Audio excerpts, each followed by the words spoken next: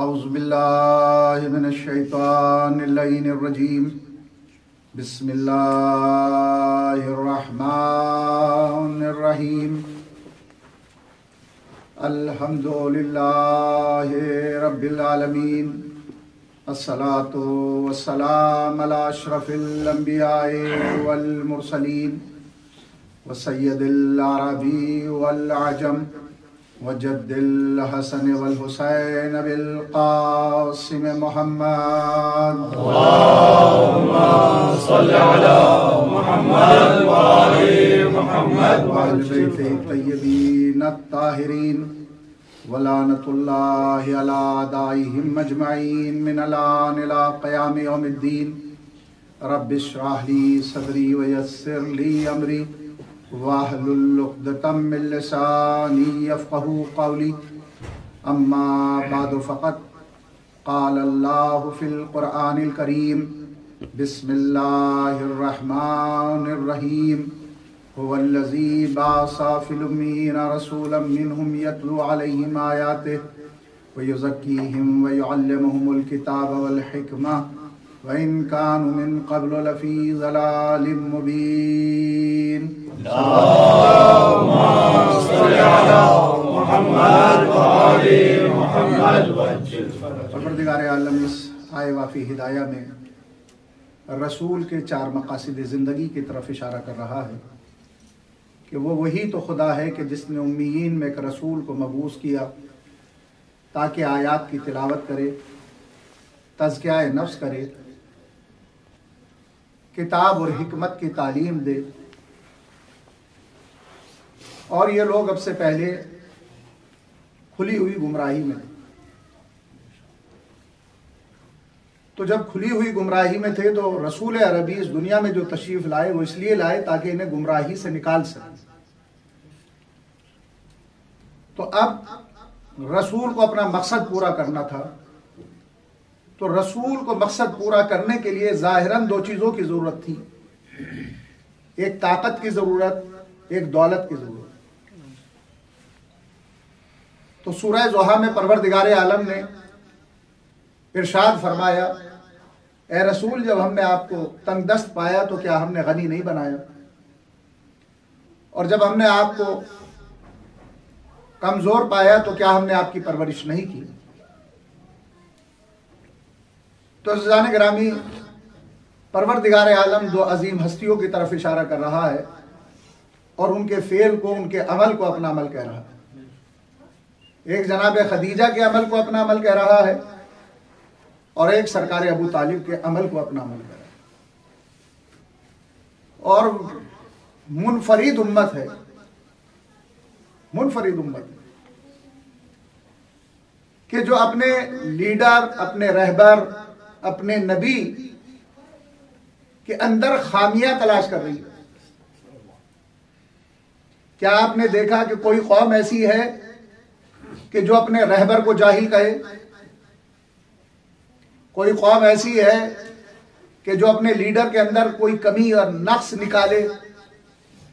اگر ان کے لیڈر کے اندر فضائل ہوتے بھی نہیں ہیں تو وہ کوشش کرتے ہیں کہ جھوٹے سچے کچھ واقعات ان سے منسوب کر دیے جائیں، لیکن جس کی قصیدہ خوانی خود قرآن کر رہا ہو، جس کی تعریف خود قرآن کریم کر رہا ہو، جس کے فضائل خود قرآن پڑھ رہا ہو، اب اگر کوئی آگے بڑھ کر اس شخصیت میں نقص نکالنے کی کوشش کرے تو عزیزان گرامی وہ عیبدار ہو سکتا ہے، لیکن عبداللہ کے لال محمد کے دامن پہ کوئی دھبا نہیں لگ سکتا۔ یہ کوئی معمولی شے نہیں ہے عزیزان گرامی کہ سرکار رسالت پناہ کی والدین کے حوالے سے بھی اور سرکار ابو طالب کے حوالے سے بھی گستاخیاں کی گئی۔ توجہ رکھیے گا عزیزان گرامی، میں جہاں تک آپ کا سفر کرانا چاہ رہا ہوں، در حقیقت یہ ایک تاریخ ہے، اور یہ وہاں سے جناب ہاشم سے شروع ہوتا ہے سلسلہ، اور پھر وہ ایک سلسلہ منقطع ہوتا ہے، اور پھر وہ یہودیوں کے ہاتھ میں چلے جاتے ہیں، پھر وہی سلسلہ آگے آتا ہے.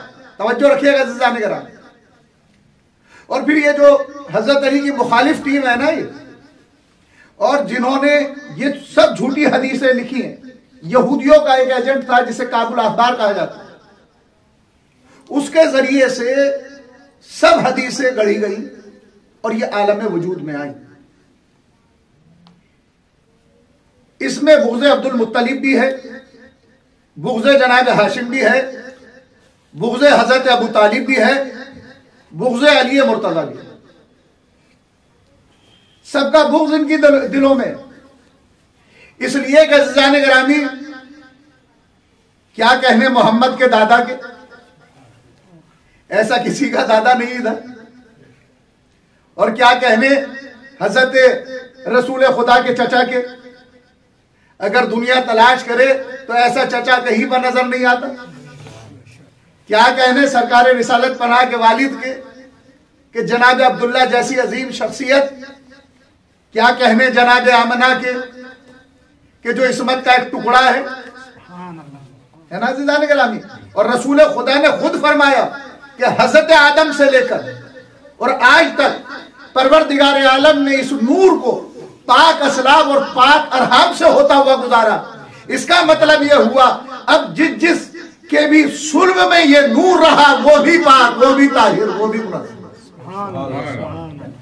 لیکن پیچھے کیا ہے؟ بغض ہے. توجہ رکھیے گا عزیزان گرامی. اب ایک دو آیتیں لوگ پیش کرتے ہیں اور اس کے ذیل میں ایک حدیث پیش کرتے ہیں. اس کے ذیل میں ایک حدیث پیش کرتے ہیں. اس میں نقص کیا ہے؟ آیت 14 سال پہلے نازل ہو رہی ہے اور حدیث 14 سال بعد گڑھی جا رہی ہے. صلوات پڑھیں محمد و آل محمد پر. اللہم صلی علی محمد و آل محمد.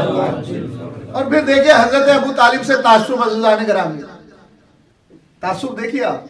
یہ جو حدیث گڑھی گئی اس میں صرف حضرت ابو طالب کی شان میں گستاخی نہیں ہے. جو بنی امیہ کی طرف سے حدیث گڑھی گئی اس میں صرف اور صرف سرکار ابو طالب کی شان میں گستاخی نہیں ہے، بلکہ رسول کے والد کی بھی شان میں گستاخی ہے، رسول کی والدہ کی بھی شان میں گستاخی ہے. اگر تم اس حدیث کو مان رہے تھے تو پھر پوری حدیث کو بیان کرتے نا. بھئی آپ نے آدھے حصے کو تو چھپا لیا اور حضرت ابو طالب والے حصے کو آپ نے دکھا دیا. اس کا مطلب یہ ہے کہ تمہارے دل کے اندر بغض ابو طالب بھرا ہوا ہے. صلوات پڑھیں محمد و آل محمد پر. ہمت ہے وہ پوری کی پوری حدیث کو نقل کر کے دکھاؤ جس میں سرکار عبداللہ اور جناب آمنہ کی شان میں بھی گستاخی کی گئی ہے.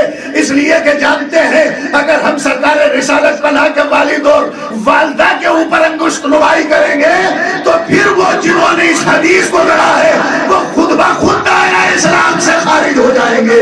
صلوات پڑھیں محمد و آل محمد پر.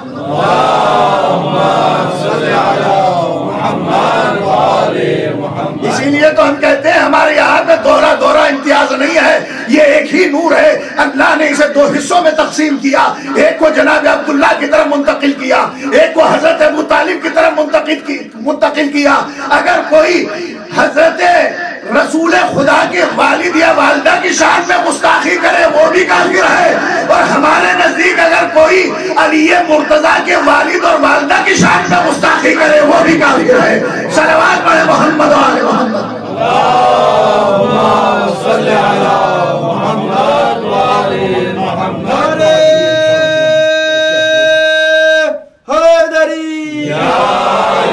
دیکھیں ماشاءاللہ پڑھے لکھے افراد بیٹھے ہوئے، ایک گوشہ دے رہا ہوں میں یہاں سے. ہمارے علماء نے لکھا اس چیز کو کہ جو حضرت ابو طالب کے ایمان کے حوالے سے گفتگو کرتا ہے علانیہ طور سے یہ کہتا ہے کہ حضرت ابو طالب فلاں تھے تو وہ تو خود کافر ہے، وہ تو خود کافر ہے.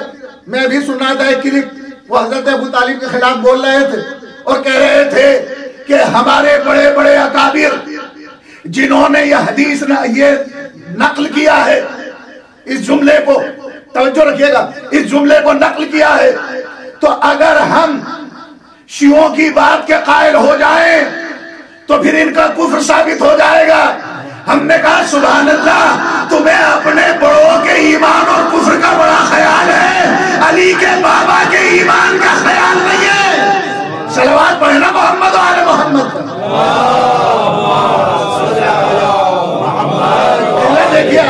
کیجئے بغض میں کس حد تک چلے گئے، کس حد تک چلے گئے۔ اور آپ یہ دیکھیے کہ ابھی پاکستان میں ایک بل پاس ہو رہا ہے اور ہم یہاں سے احتجاج کر رہے ہیں کہ ہم اس بل کے ساتھ نہیں ہیں۔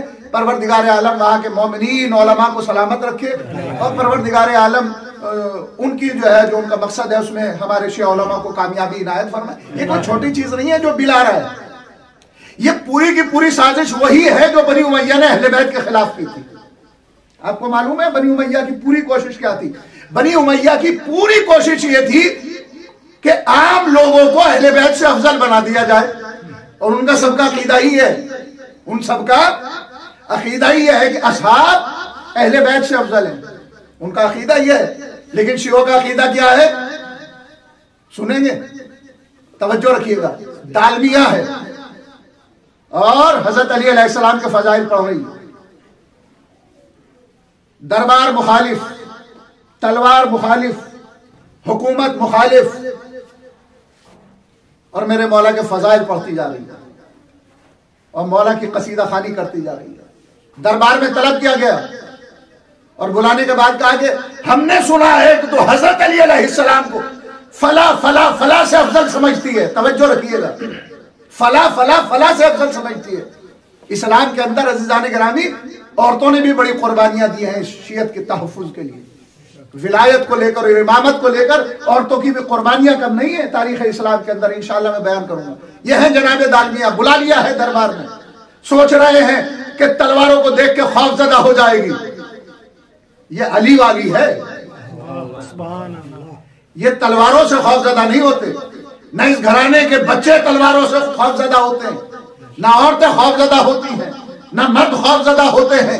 اس لیے کہ عزیزان گرامی جس کے پاس حضرت علی علیہ السلام کی محبت کی طاقت ہو اور جس کے پاس حضرت ابو طالب علیہ السلام کی محبت ہو، وہ کیسے خوفزدہ ہو سکتا ہے؟ بڑا عظیم جملہ صرف کیا ہے کہ جس کے پاس حضرت ابو طالب علیہ السلام کی محبت ہو وہ کبھی خوفزدہ نہیں ہو سکتا۔ یہ میرا جملہ نہیں ہے، ہمارے ایک بھائی کا جملہ ہے، اس نے بڑا خوبصورت جملہ کوٹ کیا ہے کتاب سے، کہا کہ اگر پروردگار عالم پوری دنیا کو حضرت ابو طالب کی ذریت میں قرار دیتا تو روئے زمین پہ کوئی بزدل نہ ہوتا۔ صلوات پڑھے نا محمد و آل محمد۔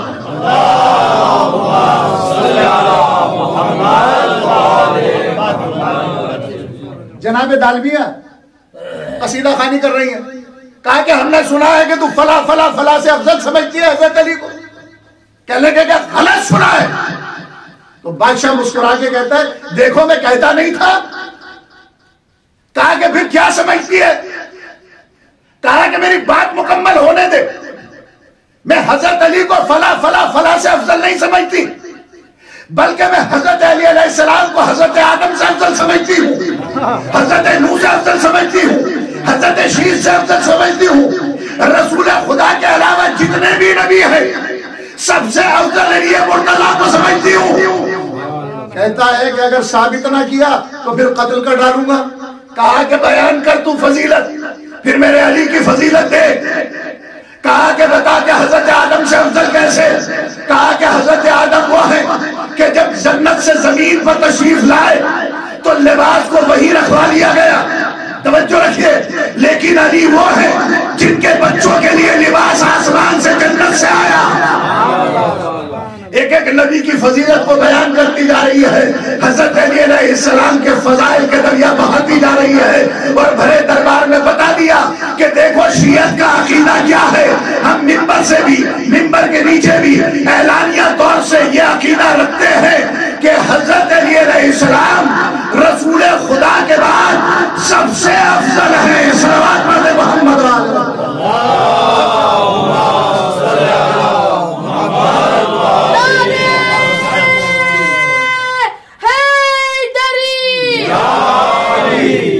مل کر ایک مرتبہ اور صلوات سے شاد فرما لیں۔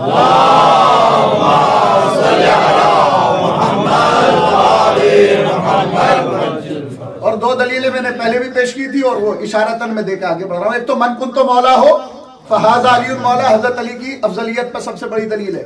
جس کا میں مولا اس کے علی مولا۔ حضرت آدم کے مولا ہیں نہیں رسول، حضرت نوح علیہ السلام کے مولا ہیں نہیں رسول؟ تو کائنات میں جس کے مولا رسول ہیں اس کے مولا علی مرتضیٰ. اور دوسرے مباہلے کی آیت، نفس رسول بنے ہیں علی.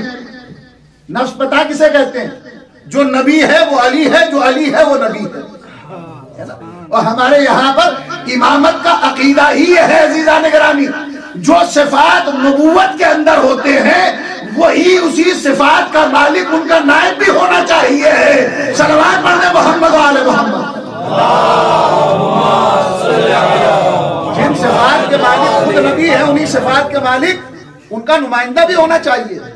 جن صفات کے مالک رسول ہیں، جن صفات کے مالک اللہ کے آخری نبی ہیں، انہی صفات کے مالک ان کا نمائندہ بھی ہونا چاہیے. لیکن ان کے بعد کوئی نبی نہیں ہے، ان کے بعد کوئی رسول نہیں ہے. تو عزیزان گرامی، تو یہ پورے کا پورا ایک مشن ہے، پورے کا پورا مقصد ہے کہ اہل بیت کی عظمت کو کم کیا جائے، اہل بیت کی عظمت کو گھٹا دیا جائے، اور انہیں جو ہے وہ اہل بیت سے افضل بنا دیا جائے. لیکن میں اکثر یہی کہتا ہوں، شہزادی زینب سلام اللہ علیہا کا وہ جملہ، اللہ جسے عزت دیتا ہے اسے کون ذلیل کر سکتا ہے؟ صلوات پڑھیں نا محمد و آل محمد.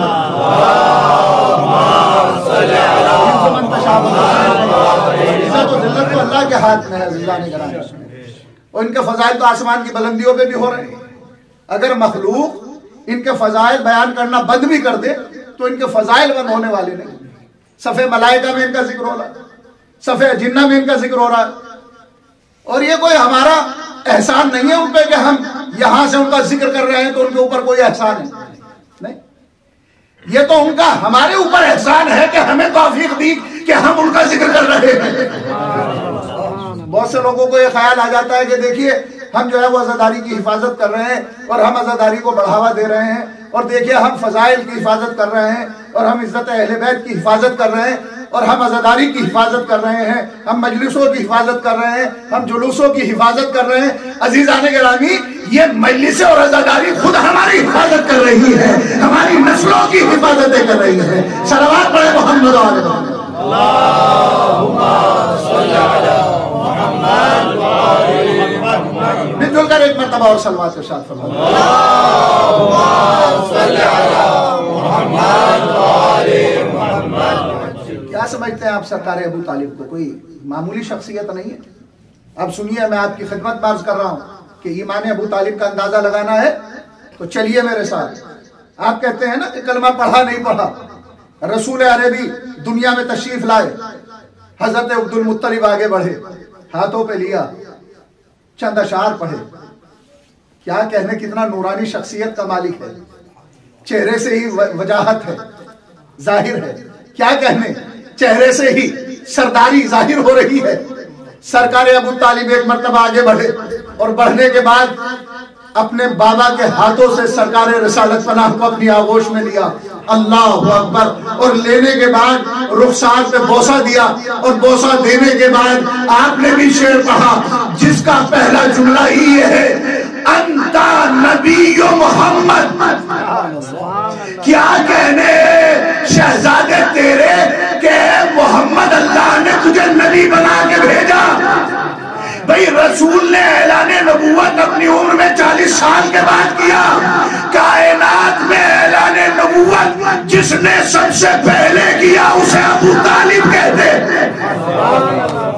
کائنات میں جو سب سے پہلے اعلان نبوت کرے اسے کیا کہتے ہیں؟ سرکار ابو طالب کہتے ہیں. اسے سرکار ابو طالب کہتے ہیں. اور ایک جملہ آپ کی خدمت میں عرض کروں، شاید اس جملے کی قدر کر پائے آپ. اگر کسی نے یہ کہہ دیا محمد الرسول اللہ یا محمد اللہ کے نبی ہیں، اس ایک کلمے میں ایک کلمہ اور چھپا ہوا ہے. توجہ، یعنی محمد الرسول اللہ میں لا الہ الا اللہ خود بخود چھپا ہے. بھائی جو نبی کی نبوت کا قائل ہے وہ اللہ کی وحدانیت کا تو خود بخود قائل ہو جائے گا. جملہ صرف کیا ہے، یعنی حضرت ابو طالب نے ایک ہی کلمے میں دو کلمے ظاہر کر دیے. اے محمد تم نبی ہو. نبی کس کی طرف سے آتا ہے؟ اللہ کی طرف سے. یعنی ابو طالب نے بتایا، ابو طالب اس شخصیت کو کہتے ہیں جو اللہ پہ بھی عقیدہ رکھتا ہے، محمد کی نبوت پہ بھی عقیدہ رکھتا ہے. محمد کی نبوت پہ بھی عقیدہ رکھتا ہے. اور انگشتری پہ آپ کے ایک نقش تھا جو بعض برادران نے لکھا بھی ہے. اب توجہ رکھیے گا, کسی کے دعائے حفظ ایمان یاد ہے؟ رضیت باللہ ہے نا, اس میں رضیتوں سے شروع ہوا ہے لفظ. اب سنیے سرکار ابو طالب کی عظمت. سرکار ابو طالب کی نقش ہی یہ تھا. کیا نقش تھا؟ رضیتو باللہ ربن. رضیتو باللہ ربن. آپ بھی شریک ہو جائیں. رضیتو باللہ ربن وب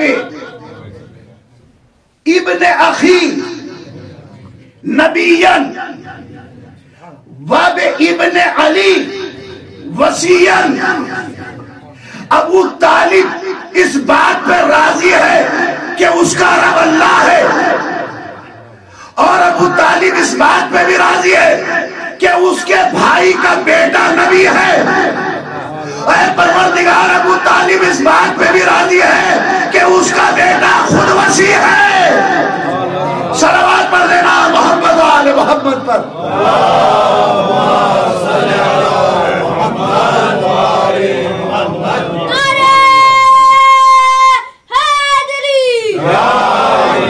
یہ سب کے سب تحریریں ہیں عزیزان گرامی جو کتب تاریخ کے اندر موجود ہیں. کوئی اس چیز سے انکار نہیں کر سکتا ہے, نہ کیا ہے نہ کر سکتا ہے. جس کے یہاں پر نقش یہ ہو, اے پروردگار میں راضی ہوں کس بات سے کہ میرا رب اللہ ہے, میرا نبی میرے بھائی کا بیٹا ہے, میرا وسیع میرا بیٹا ہے. ہم آپ کلمہ کیسے پڑھتے ہیں؟ لا الہ الا اللہ محمد رسول اللہ علی ولی اللہ. ابو طالب نے بتا دیا کہ تم اور ہو, ابو طالب اور ہے. ارے جب تم خود کلمہ پڑھنے کے بعد اتنے معتبر ہو جاتے ہو اور فخر محسوس کرتے ہو ہم صاحب اسلام ہو گئے, ہم صاحب ایمان ہو گئے, تو عزیزان گرامی جس کا بھتیجا نبی ہو اور جس کا بیٹا ولی ہو اس کا مرتبہ کیا ہوگا؟ صلوات پڑھ دے محمد و آل محمد. اس کا مرتبہ کیا ہوگا؟ تو عزیزان گرامی یہ گھرانہ وہ گھرانہ ہے کہ جہاں پر ایک لمحے کے لیے بھی کفر داخل ہی نہیں ہوا. اس سلسلے سے لے کر حضرت آدم تک آپ کو ایمان ہی ایمان نظر آئے گا, تقوی ہی تقوی نظر آئے گا, زہد ہی زہد نظر آئے گا, اور ان کے گھر پہ ہمیشہ سخاوت ہی سخاوت آپ کو نظر آئے گی. جناب ہاشم کے دسترخوان کو دیکھیے, جناب ہاشم ہے دسترخوان بچھا ہوا ہے, حضرت عبد المطلب ہے, دسترخوان وسیع ہے. یہی عالم سرکار ابو طالب کا بھی ہے. جو لوگ حج بیت اللہ کرنے کے لیے آتے ہیں کیا کرتے ہیں؟ اونٹ ذبح کراتے ہیں اور ان کی مہمان نوازی کرتے ہیں. توجہ رکھیے گا عزیزان گرامی, وہ عرب کہ جو چند خرمے کھانے کے محتاج ہوتے تھے, ابو طالب اپنے دسترخوان پہ بیٹھ کے انہیں سیراب کرایا کرتے تھے. صلوات پڑھے محمد و آل محمد. اللہم صلی علی محمد و آل محمد. اور پھر یہی تو ہے حضرت ابو طالب. اگر حضرت ابو طالب نہ ہوتے تو پھر عزیزان گرامی اسلام پروان نہ چڑھتا. آج یہ جو اسلام کی دولت ہمارے پاس ہے, آج یہ جو دین کی دولت ہمارے پاس ہے, آج یہ قرآن جو ہمارے پاس ہے, ان سب چیزوں پہ احسان ہے سرکار ابو طالب کا. اسی لیے سرکار ابو طالب کا ایک لقب ہے محسن اسلام, اس لیے کہ ابو طالب اسلام کے محسن ہیں. مسلمانوں کا محسن ہونا اور ہے, اسلام کا محسن ہونا اور ہے. ابو طالب اس شخصیت کو کہتے ہیں جو محسن اسلام ہے, اور یہ کمال ابو طالب ہے کہ ہر دور میں اسلام کی حفاظت یا ابو طالب نے کی یا خون ابو طالب نے کی. آج بھی اسلام کی حفاظت ابو طالب کا وہ خون کر رہا ہے جو پردہ غیب آل محمد، جس کی رگوں میں ابو طالب کا خون، آج بھی وہ اسلام کی حفاظت کر رہا ہے۔ اور میں اکثر یہی کہتا ہوں، آج پوری دنیا میں بہت سے لوگ بڑے جملے عرض کرتے ہیں کہ اسلام خطرے میں ہے، اسلام خطرے میں ہے، اسلام خطرے میں ہے۔ اسلام خطرے میں نہیں ہے، مسلمان خطرے میں ہو سکتا ہے، اس لیے کہ جس دین اور اسلام کی حفاظت خون ابو طالب کر رہا ہو وہ خطرے میں کیسے ہو سکتا ہے؟ صلوات پڑھے محمد و آل محمد۔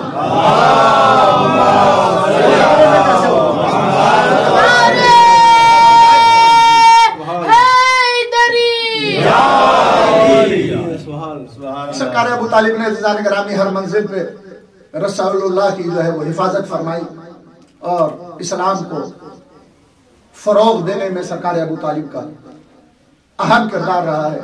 اور جب تبلیغ رسالت شروع ہوئی ہے اور سارے کفار جمع ہو کر سرکار ابو طالب علیہ السلام کے پاس تشریف لائے، اور آنے کے بعد کہا کہ آپ اپنے بھتیجے محمد سے کہیے کہ وہ تبلیغ رسالت سے باز آ جائے، اگر وہ کہیں تو ہم دولت کے انبار لگا دیں ان کے قدموں پہ، اگر وہ کہیں تو عرب کی سب سے حسین ترین خاتون سے ہم ان کا عقد کرا دیں، اور وہ جو چاہیں ہم ان کے مطالبات کو مانگنے کے لیے تیار ہیں۔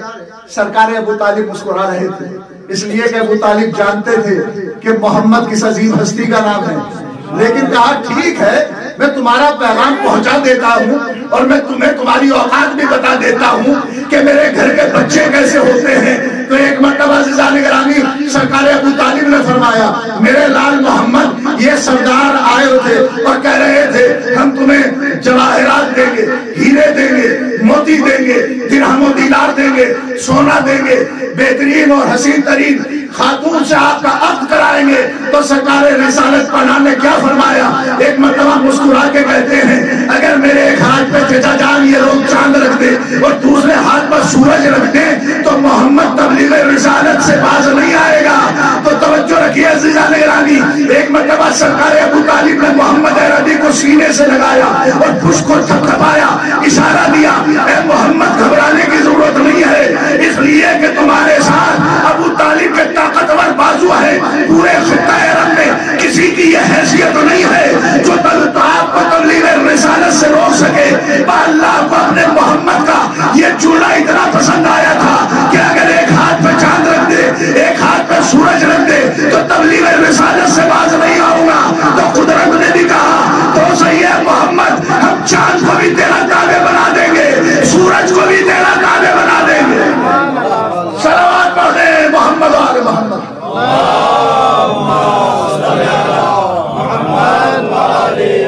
نعرے تکبیر، نعرے رسالت، نعرے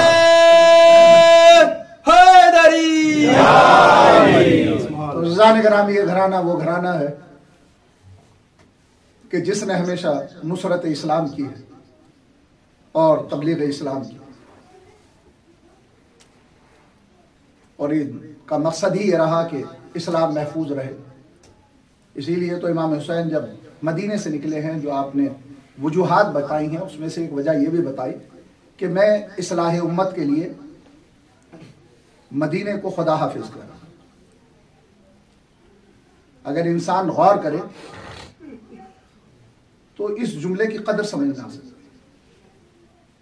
امام حسین نے یہ نہیں فرمایا کہ میں یزید کے مقابلے پہ جا رہا ہوں، بلکہ کیا کہا؟ اصلاح امت کے لیے جا رہا ہوں۔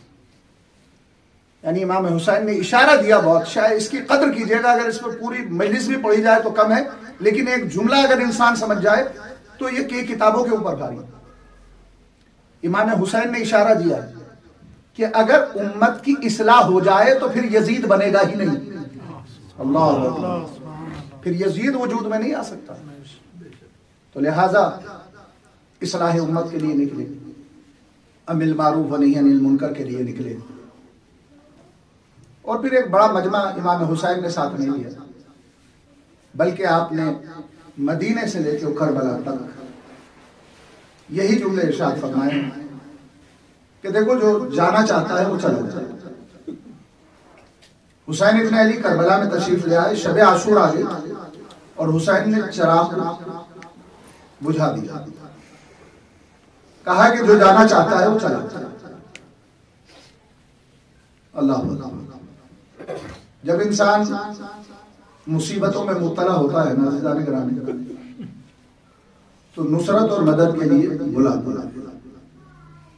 اللہ نے حسین ابن علی کا جذبہ دنیا کو بتانا تھا کہ دیکھو یہ جو میرے اصحاب و انصار ہیں ایسے اصحاب و انصار کسی کو نہیں ملے اور کسی کو نصیب نہیں ملے۔ اے میرے مولا آپ کی عظمتوں پہ لاکھوں سلام۔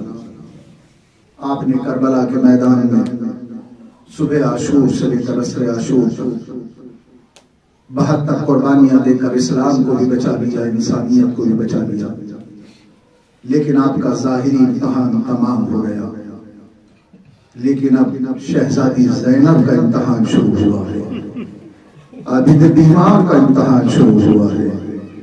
کون ہے زینب؟ علی کی لاڈلی زینب ہے۔ کربلا سے چلی جائے کوفہ تک آئی، کوفہ سے چلتی ہوئی بازار شام میں جب علی کی بیٹی آئی نا، آپ کو معلوم ہے کس طریقے سے استقبال کیا؟ کچھ لوگ پتھر مارتے تھے، کچھ لوگ آپ کو پھینکتے تھے۔ اللہ اللہ، بس ایک روایت میری نگاہوں سے گزری ہے، میں تڑپ کر رہ گیا۔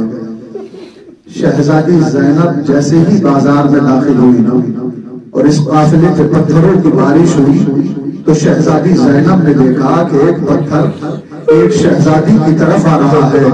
شہزادی زینب کا ہاتھ پسے گردن سے بندھا ہوا تھا، بس شہزادی زینب ایک مرتبہ آگے بڑھی اور اس پتھر کو اپنے سر پہ لے لیا۔ اللہ اللہ اللہ اللہ، اے شہزادی آپ کی مظلومی پر سلام۔ اگر ہم صبح قیامت تک بھی آپ کی مظلومی پہ روتے رہے تو حق ادا نہیں ہو سکتا۔ عزیزان گرامی، یہ لٹا ہوا قافلہ دربار میں داخل ہوا، دربار سے زندان میں پہنچا، اور جب یہ زندان میں پہنچ چکا تو ایک مرتبہ شام میں آواز آب ہوئی کہ اہل حرم ہے اور ایک ایسا قافلہ ہے کہ جو بڑے شریف ہیں، بڑے نمازی ہیں۔ اللہ اکبر، بس یہ خبر ہند کے کانوں میں بھی پہنچی۔ جب ہند کو معلوم ہوا ارے کچھ شریف زادیاں اور شریف زادے ہیں ارے جنہیں قید خانے میں قید کیا گیا ہے، تو ایک مرتبہ اپنی کنیزوں کو بلایا اور بلانے کے بعد کہا ارے میں قید خانے میں جانا چاہتی ہوں۔ اہتمام کیا گیا۔ عزیزان گرامی، مرثیے میں بھی بیان ہے نا کہ قید خانے میں تلاتم ہے کہ ہنداتی ہے۔ ارے جب قید خانے میں ہند کے پہنچنے کی خبر پہنچی، ارے سیدانیوں میں تلاتم ہوا۔ شہزادی زینب آگے بڑھی، شہزادیوں مجھے حلقے میں لے لو۔ عزیزان گرامی، پہلے کنیزیں آئیں، ایک کرسی کو لا کے رکھ دیا گیا۔ ہند بڑی شان کے ساتھ آئی، کرسی پہ آ کے بیٹھی، چہروں کو دیکھا کہ بڑے شریف چہرے ہیں، بڑے نورانی چہرے ہیں۔ ایک طرف کو تو ایک مرتبہ متوجہ ہو کے کہتی ہے اے ضعیفہ، تو بڑی شریف زادی معلوم ہوتی ہے، ارے تم کہاں کے رہنے والے ہو؟ ایک مرتبہ شہزادی زینب تڑپی اور فرمایا کہ میں مدینے کی رہنے والی، ہند نے مدینے کا نام سنا، ارے کرسی سے بلند ہو گئی۔ کہا کہ مدینے میں کہاں کے رہنے والے ہو؟ کہا کہ محلہ بنی ہاشم کے۔ ارے کہا کہ وہاں تو میرا سید و سردار حسین رہتا ہے، میری شہزادی زینب وہی رہتی ہے۔ شہزادی نے فرمایا ہے ارے تو نے نہیں پہچانا تیری شہزادی زینب۔ ہند کو جلا لایا، کہا کہ اپنی زبان سے میری شہزادی کا نام نہ لینا، اس لیے کہ کہاں علی کی بیٹی زینب اور کہاں یہ زندان، کہا کہ ہند ارے کربلا میں میرا بڑا گھر اجڑ گیا۔ ہند نے کہا کہ تمہارا امتحان لینا چاہتی ہوں، اس لیے کہ جب میں اپنی شہزادی سے پڑھتی تھی نا تو رحل سے قرآن بلند ہو جاتا تھا، رحل منگائی گئی، قرآن رکھا گیا، علی کی بیٹی آگے بڑھی، تلاوت کرنا شروع کی، بچے